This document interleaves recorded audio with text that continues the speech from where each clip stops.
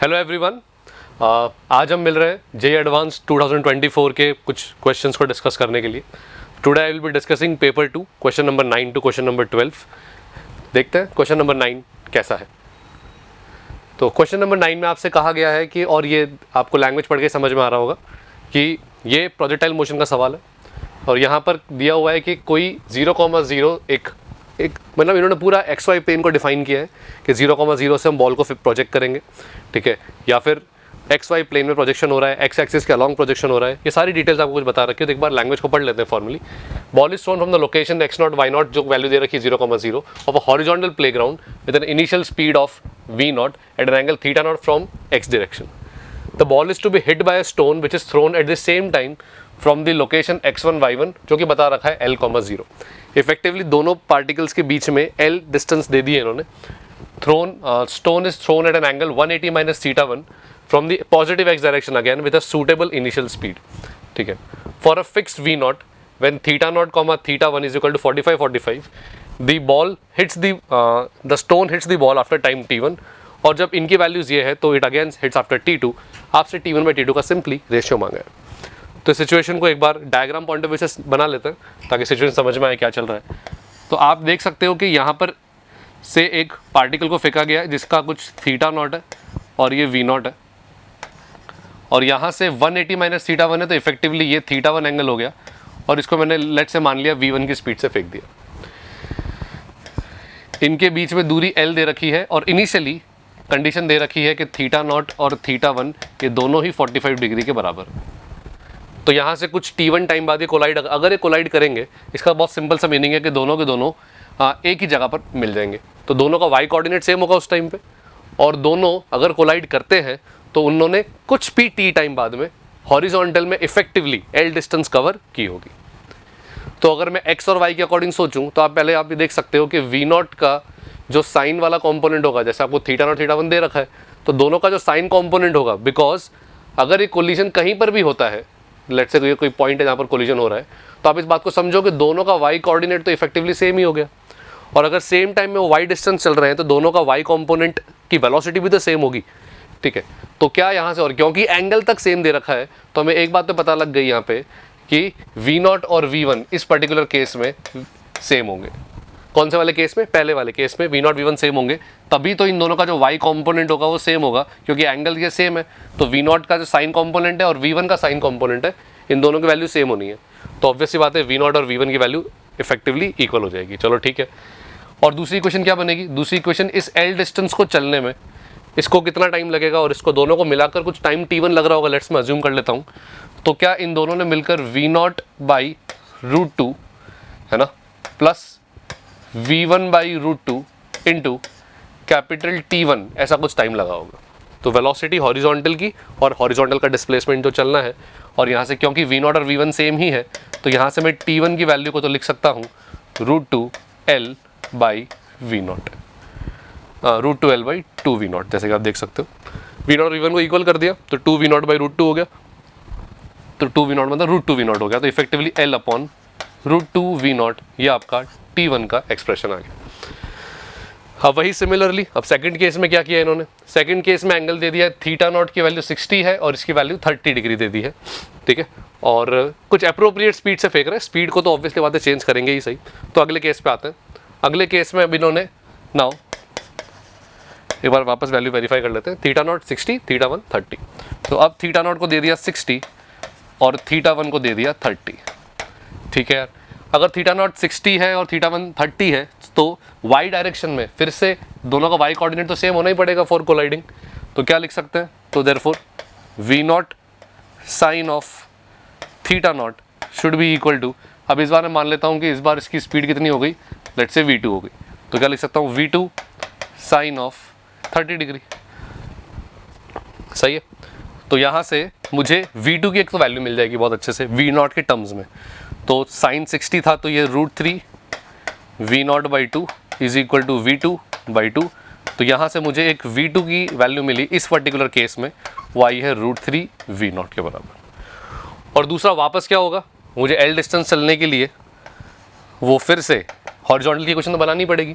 तो v0 cos 60, जिसको मैं डायरेक्टली लिख देता हूँ v0 बाई 2 cos 60 की वैल्यू हाफ डाल दी मैंने, और V1 cos 31, V1 cos 30, हाँ V1 cos 30, तो वो कितना हो जाएगा, और V2 cos 30, और V2 की वैल्यू आपको ऑलरेडी पता है √3V0, तो √3V0 इंटू cos 30, और cos 30 की वैल्यू कितनी हो जाएगी, √3/2।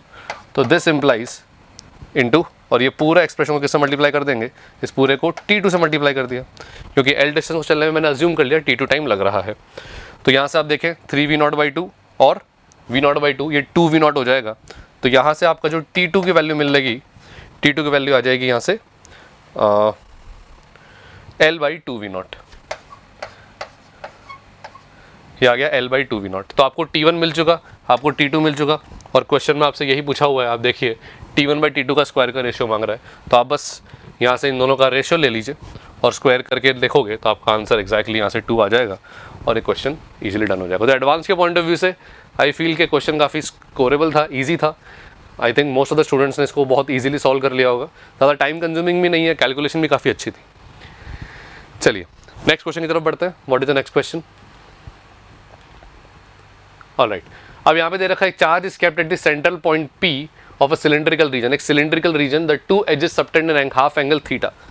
ठीक है, और ये इलेक्ट्रोस्टैटिक्स का सवाल है, जैसे कि आप इलेक्ट्रिक फ्लक्स का क्वेश्चन है, और ये बहुत स्टैंडर्ड, मतलब हम लोग क्लास के अंदर भी ऐसे क्वेश्चंस को कई बार डील करते हैं, तो कहा जा सकता है कि काफ़ी मेन स्ट्रीम सा सवाल है, नथिंग एक्स्ट्रा ऑर्डिनरी। और आपसे बोला गया है कि ये जो कर्व्ड सरफेस है उसमें से कितना फ्लक्स निकलेगा। देखिए व्हेन थीटा इक्वल 30 डिग्री, तो इलेक्ट्रिक फ्लक्स कर्व्ड सरफेस से कुछ फाई था, तो अगर थीटा 60 हो गया तो बताइए कितना कर्व्ड सरफेस से फ्लक्स होगा। ऑलराइट, तो ऐसे केसेस में एक तो आपको ये रिजल्ट, हाँ, क्लास के अंदर भी आपको बताया जाता है, याद करवाया जाता है।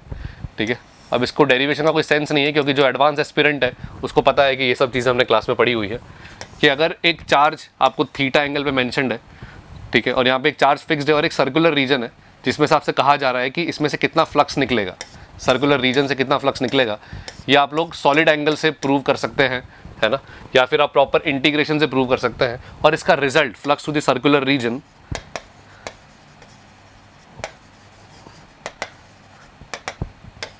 Q/2 epsilon naught 1 minus cos theta, ये आई थिंक सारे जो सीरियस एस्पिरेंट्स हैं उनको पता होता है कि flux to a circular region due to a fix charge. इस रिजल्ट को स्टूडेंट्स याद भी रखते हैं, और इसका डेरिवेशन करवाया भी जाता है, जैसे कि आप यहाँ से चाहे तो एक वाई डिस्टेंस पे एक छोटी सी रिंग मानकर और पूरा इंटीग्रेट कर देंगे तो पूरा फ्लक्स आ जाएगा। या फिर सॉलिड एंगल से प्रूव किया जाता है कि अगर एक स्फेरिकल कैप यहाँ पर इमेजिन कर ली जाए, तो स्फेरिकल कैप में से कितना फ्लक्स जाएगा, अगर पूरे स्फीयर में से हमें पता है कि Q/एप्सिलॉन जाएगा। तो there are various methods, but या बॉटम लाइन ये है कि ये रिजल्ट जिस स्टूडेंट को याद है वो क्वेश्चन वो बहुत जल्दी कर लेगा। सर्कुलर रीजन से अगर इतना फ्लक्स है, तो अब ज़रा क्वेश्चन पे आइए, क्वेश्चन में दिया क्या है। क्वेश्चन में दिया है कि हमारे पास एक सिलेंड्रिकल रीजन है, ठीक है, और इसमें एक चार्ज बैठा है Q, और हमें ये पता है कि पहले वाले केस में शायद ये एंगल 30 डिग्री दे रखा है,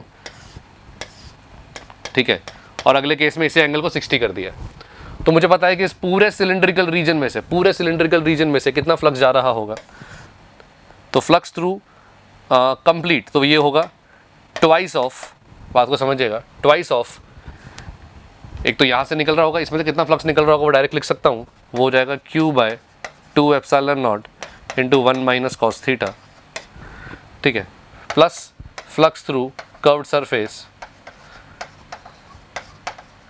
और जो इसकी वैल्यू होगी, इसकी जो फ्लक्स की वैल्यू होनी चाहिए वो कितनी होनी चाहिए, ये Q/एप्सिलॉन होनी चाहिए। क्या ये पूरा कंप्लीट सिलेंडर है, कंप्लीट सिलेंडर में से कितना फ्लक्स जाएगा, Q/एप्सिलॉन। और अगर इसके यहाँ से फ्लक्स मुझे पता है, यहाँ से फ्लक्स पता है, और पूरे सिलेंडर में से पता है, तो आप गेस कर सकते हो कि इसकी वैल्यू निकालने के लिए मुझे सिंपली इन दोनों को क्या करना है, सब्ट्रैक्ट ही करना है। तो therefore flux through curved surface को आप यहाँ पे आसानी से इन दोनों को सब्ट्रैक्ट करके कर सकते हो। 2 से 2 आप देखोगे कैंसिल हो गया, Q/एप्सिलॉन भी इनफैक्ट कैंसिल हो गया, और फ्लक्स आ जाएगा Q epsilon naught into cos theta. Simply आपका ये फंक्शन बन जाएगा।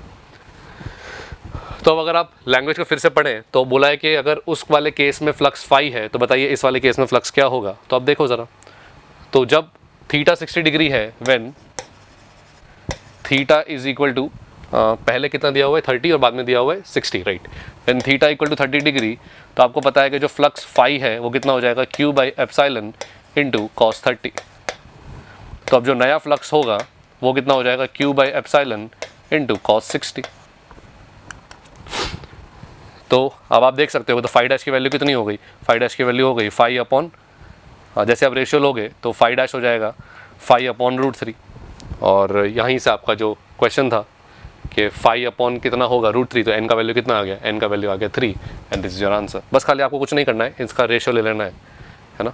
जैसे आप रेशियो लोगे तो यहाँ से आपका फाई अपॉन √3 का फैक्टर क्रिएट हो जाएगा और यही आपसे पूछा गया था। तो बहुत सिंपल सा क्वेश्चन कहूँगा, प्रोवाइडेड अगर आप ये रिजल्ट क्लास के अंदर अगर आपने ध्यान से सुना हो और इस पर बेस काफ़ी क्वेश्चंस भी कराते ही हैं, तो स्ट्रेट फॉरवर्ड सवाल था।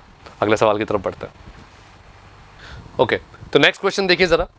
अब ये आप देख सकते हो कि ये जो क्वेश्चन दो प्रिज्म, इक्विलैटरल प्रिज्म को अरेंज किया हुआ है और लाइट रे को इंसिडेंट कर रहे हैं, तो ये क्वेश्चन हो गया आपके ज्योमेट्रिकल ऑप्टिक्स का। अगेन मैं कह सकता हूँ कि ये क्वेश्चन भी डिफ़िकल्ट कैटेगरी में तो नहीं जाएगा, काफ़ी स्टैंडर्ड सा प्रॉब्लम है। यहाँ पर कहा है कि जो लाइट जो इस पर्टिकुलर प्रिज्म में एंटर करेगी वो इस प्रिज्म को एग्जिट करके इस वाले प्रिज्म में एंटर करे और इस प्रिज्म में मिनिमम डिविएशन हो। क्या कह रहा है, अंडरगोज मिनिमम डिविएशन इन प्रिज्म P2। अब P2 में मिनिमम डिविएशन करने का मतलब हो गया कि हम मिनिमम डिविएशन पता है R1 और R2 की वैल्यू इक्वल टू A/2 होती है ना। तो पहले P2 को सॉल्व कर लेते हैं और फिर अपन रिवर्स में चलते हैं क्या होना चाहिए। तो चलिए एक बार डायग्राम बनाते हैं, समझते हैं क्या हो रहा है। थोड़ा सा जानबूझ के डायग्राम थोड़ा दूर बनाएं ताकि डायग्राम को जितना क्लैरिटी से बनाओगे उतना काफ़ी अच्छा रहेगा। ये एंगल 60 डिग्री है और यही प्रिज्म P2 है, इसका कुछ √3 दे रखा है और इसका म्यू √3 अपॉन √2 दे रखा है। ठीक है, अब अगर लाइट जो फाइनली यहाँ से इमर्ज आउट होने वाली है, जरा ढंग से समझिएगा, वो इसके अंदर मिनिमम डिविएशन होना चाहिए, बस खाली इतना कह रहा है। अगर इसमें मिनिमम डिविएशन हो तो इसका मतलब हमें पता है कि मिनिमम डिविएशन वाले केस में लाइट जो होती है वो पैरेलल निकल जाती है। और दूसरा एक और बात हम जानते हैं कि जो लाइट होगी, जैसे मान लो यहाँ से कहीं किसी एंगल पर आई होगी, ठीक है, इस पर्टिकुलर प्रिज्म पे, तो क्या बोलते हैं R1 equal to R2 equal to 30 degree होना चाहिए। क्योंकि क्या होता है condition, R1 equal to R2 equal to A/2, A कितना है 60, तो R1 equal to R2 equal to 30 degree, ये हो गया हमारे यहाँ से। और अगर ये √3 है तो बस मेरा टास्क यही होगा कि किसी तरीके से मुझे ये एंगल मिल जाए, ठीक है, जिसको मैं I' बोल देता हूँ लेट से। तो I' के लिए मुझे क्या चाहिए, इस जगह पे स्नेल्स लॉ लगाना है। तो sine I' is equal to, ठीक है, और कितना √3 साइन 30 डिग्री। तो यहाँ से आप देख सकते हो कि जो I' की वैल्यू आएगी वो √3/2, मतलब इफेक्टिवली क्या हो गया I', ये आ गया 60 डिग्रीज। I' का वैल्यू अगर 60 आया तो अब ज़रा देखो यहाँ पे, क्योंकि ये दोनों पैरेलल हैं तो ये I' हुआ तो ये भी इफेक्टिवली I' ही हो गया। सही है, अगर ये I' हो गया तो लाइट कुछ ना कुछ ऐसे आई होगी और फिर लाइट वापस ऐसे करके। तो मैंने डायग्राम बस खाली आपके सामने बना लिया है कि लाइट यहाँ से, क्योंकि देखो ये ऑलमोस्ट चिपका रखे हैं, क्वेश्चन में यही बोला हुआ है कि दोनों प्रिज्म बिल्कुल सटे हुए हैं, बट हम स्टिल ये तो अज्यूम कर ही सकते हैं कि इनके बीच में बहुत ही थिन सा गैप है। अगर बहुत ही थिन सा गैप होगा तो उसमें डायग्राम कुछ इस तरह का बनेगा और ऐसा करके हमारे लिए बहुत कन्वीनियंट हो जाता है सॉल्व करना, क्योंकि अब ये एंगल हमें पता लग गया 60 डिग्री। अगर ये 60 डिग्री है तो क्या यहाँ पे जो एक R2 होगा, इस R2 को ढूंढा जा सकता है। ये R1', इनको R1' R2' कह देता हूँ, ठीक है। प्रिज्म 2 के लिए मैंने डैश यूज़ कर लिया, ऐसा समझ लीजिए आप, और प्रिज्म 1 के लिए अब मैं सारे R1 R2 इसी फॉर्म में चलता हूँ। तो अब इस पर्टिकुलर जगह पे फिर से स्नेल्स लॉ लगा लिया जाए। अगर यहाँ पे स्नेल्स लॉ लगाएंगे तो क्या मिलेगा, रिजल्ट ज़रा देखते हैं। यहाँ पे साइन R2 की वैल्यू जो कि √3/√2 साइन R2 होगा और ये हो जाना चाहिए साइन ऑफ I' के बराबर।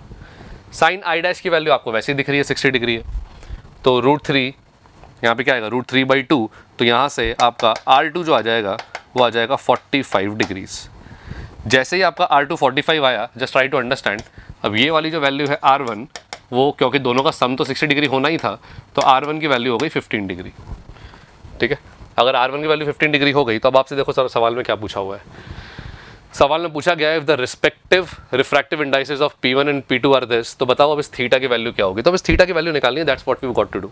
तो ठीक है, अब इस थीटा, इसको मैंने थीटा कह दिया है, तो यहाँ पर फिर से स्नेल्स लॉ लगा लें। अगर यहाँ पे स्नेल्स लॉ लगाएंगे सो अब क्या होगा, sine theta has to be equal to कितना, √3/√2 आपको बता ही रखा है, और ये कितना हो जाएगा साइन ऑफ 15 डिग्री। 15 डिग्री को क्या लिख सकते हैं, π/12।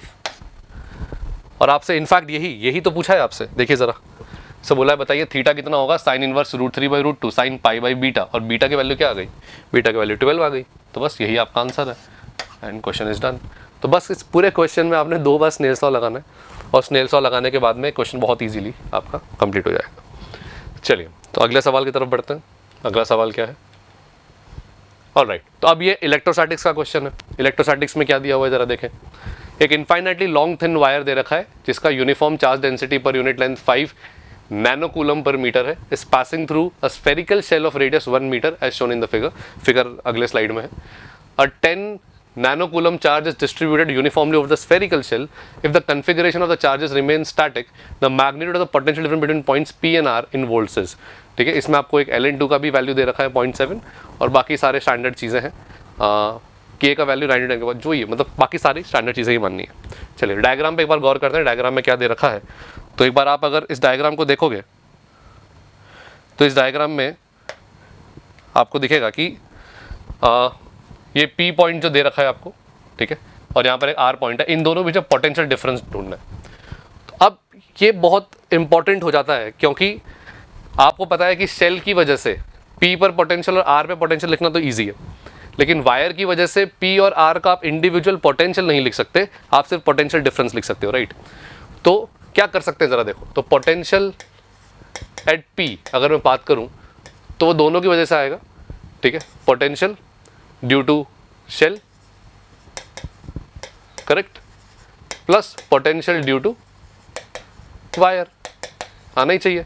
तो अब मैं क्या करने वाला हूँ यहाँ पे, ढंग से देखिएगा। या पोटेंशियल एट एनी पॉइंट, मतलब मैं तो बोलता हूँ कि किसी भी पॉइंट पे जो भी पोटेंशियल आएगा क्या वो दोनों के कंट्रीब्यूशन से आना चाहिए, बिल्कुल ठीक बात है। तो अब मैं क्या करना चाह रहा हूँ कि P पॉइंट पे पोटेंशियल लिखता हूँ वायर की वजह से भी और शेल की वजह से भी। तो उससे क्या हो जाएगा, आसान जरा देखते हैं। तो potential VP is equal to shell की वजह से कितना हो गया K, इस पर कितना दे रखा है 10 नैनोकूलम, करेक्ट। इसको मैं लेट से कैपिटल Q मान लेता हूँ एक बार के लिए, ठीक है। तो ये बन जाएगा आपका expression K Q by radius R। R कितना है, R आपको 1 दे रखा है, तो मैं डायरेक्टली यहाँ पे 1 ही लिख देता हूँ। ये किसकी वजह से लिख दिया मैंने, शेल की वजह से। तो पोटेंशियल लिख दिया क्योंकि शेल की वजह से पोटेंशियल वही होता है जो उसकी सरफेस पे होता है, चलो ये ठीक है। और वायर की वजह से कितना होगा, तो बस मैं खाली इतना लिख देता हूँ, पोटेंशियल VW एट P, मतलब वायर की वजह से जो P पर होगा वो मैंने कुछ वैल्यू ऐसे लिख दी, ठीक है। दूसरा R की बात करें तो R पे पोटेंशियल शेल की वजह से भी आएगा, वो कितना आएगा, वो आ जाएगा K Q बाई 2, और ये हो जाएगा VW कहाँ पे, मतलब वायर की वजह से जो R पॉइंट का पोटेंशियल है वो।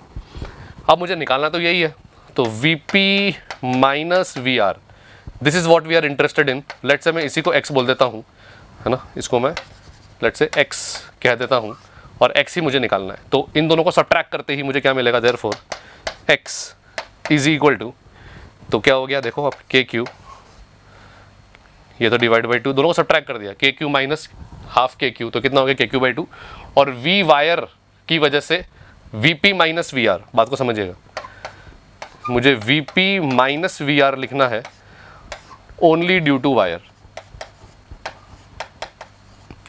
क्या वायर की वजह से P और R के बीच का पोटेंशियल डिफरेंस हम जानते हैं, यस। इसको स्टैंडर्ड रिजल्ट के फॉर्म में भी याद किया जाता है, या फिर आप इंटीग्रेट करके भी निकाल सकते हो। इंटीग्रेट करके निकालने के लिए क्या करना पड़ेगा आपको, DV is equal to 2K lambda by R into DR, और ऐसे करके आपको इंटीग्रेट करना पड़ेगा अगर मैं पोटेंशियल डिफरेंस के मैग्नीट्यूड में इंटरेस्टेड हूँ तो। और वो कहाँ से कहाँ तक दिख रहा है आपको, वो दिख रहा है आपको हाफ मीटर से कहाँ तक करना पड़ेगा, 2 तक करना पड़ेगा, ये आपका इंटीग्रेशन हो जाएगा। तो ये पोटेंशियल डिफरेंस है, ये स्टैंडर्ड रिजल्ट भी होता है, स्टूडेंट्स याद रखते हैं इसको। ये रिजल्ट होगा 2K लैम्डा लॉग के अंदर R2 बाई R1, मतलब 2 बाई हाफ करते ही ये वैल्यू कितनी आ जाएगी 4।